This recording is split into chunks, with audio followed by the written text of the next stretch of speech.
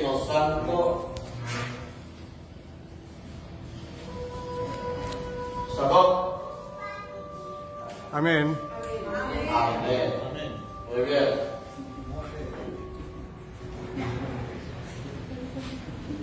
Ako, si Padre Damaso, ang pinakamakapangyarihan na probaruko dito sa San Diego. Malawak ang nasasakop ng aking kapangyarihan, kaya kayong mga inyo ay dapat akong ginagalan.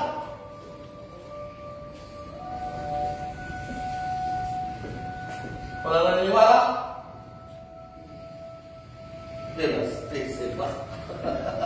Ako lang naman ang ipagana ng istruktura ng eskwela pinagagawa.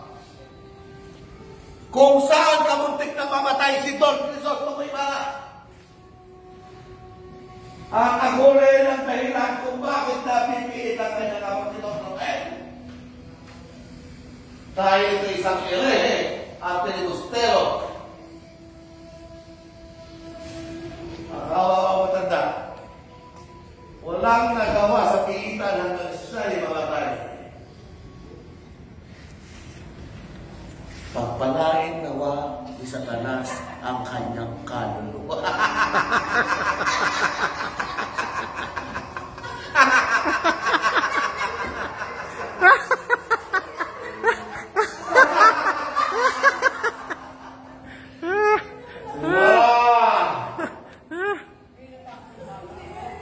Takot siya bata. No. Di ba alam kung paano nagbubukas? Ang ito walang lahat. Hindi. Siyempre, Indio. Ang pintuan ng langit, mga Indio, ay nagbubukas sa tuwing kayo ay nagbubukas sa kasalanan. Ang mga paano? Siyempre, hindi ko naman alam. Indio ba? Nababawasan ang inyong mga kasalanan sa tuwing kayo ay nagbibigay sa simbahan. Indio eh.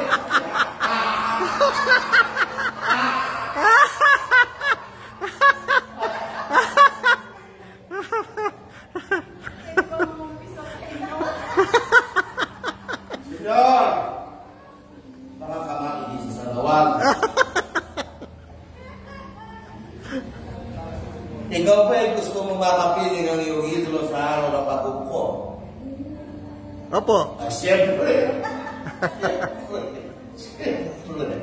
Para ikaw ay sunduin ni San Pedro na iyong idolo sa taktang panahon ng iyong pagkukom. Ababa, Senyor, bawasan ang pagsasabo. Ang pantayan sa sabo, ibigay kay Padre.